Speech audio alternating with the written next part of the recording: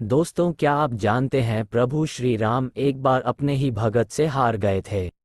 पुराणों में इस कथा का उल्लेख है कि अश्वमेध यज्ञ के पूर्ण होने के पश्चात श्री राम ने एक बड़ी सभा का आयोजन किया। सभी राजाओं को उसमें आमंत्रित किया गया। सभा में आए नारद जी के भड़काने पर एक राजा ने भरी सभा में ऋषि विश्वामित्र को छोड़कर सभी को प्रणाम किया। ऋषि विश्वामित्र गुस्से से भर उठे और उन्होंने राम से कहा कि अगर सूर्यास्त से पहले श्री राम ने उक्त राजा को मृत्यु दंड नहीं दिया तो वो राम को शाप दे देंगे।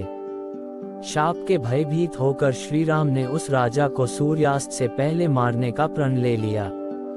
श्री राम के प्राण की खबर पाते ही राजा भागा भागा हनुमान जी की माता अंजनी के पास गया और पूरी बात बताए बिना उनसे प्राण रक्षा का वचन मांगा। माता अंजनी ने हनुमान जी को राजा की जान बचाने का आदेश दिया।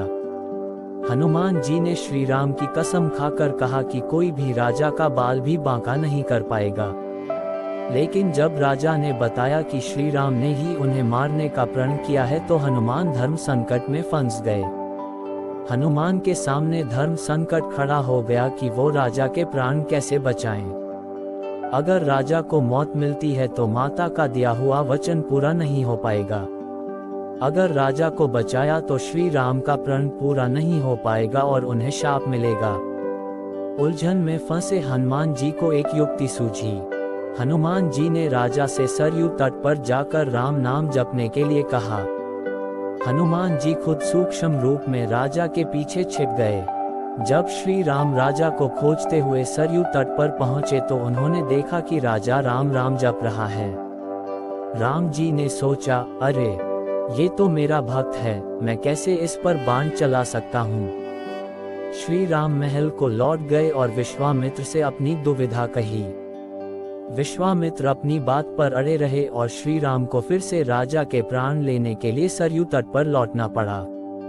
सारा राज्य देख रहा था कि कैसे श्री राम दुविधा में फंसे हैं। एक तरफ राजा राम नाम जप रहा है और श्री राम अपने ही भक्त को मारने के लिए मजबूर हैं। सभी सोच रहे थे कि ऐसे वक्त में हनुमान को राम के साथ होना चाहिए था, लेकिन हनुमान जी थे कहाँ। वो तो अपने ही आराध्य के विरुद्ध सूक्ष्म रूप से एक धर्मयुद्ध का संचालन कर रहे थे।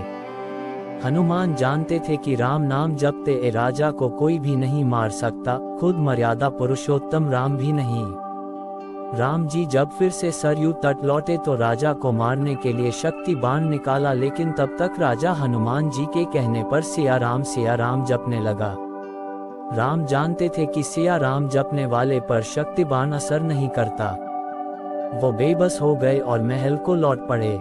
उधर विश्वामित्र उन्हें लौटा देखकर शाप देने को उतारू हो गए और राम को फिर सरयू तट पर जाना पड़ा। इस बार राजा हनुमान जी के इशारे पर जय सिया राम जय जय हनुमान गा रहा था।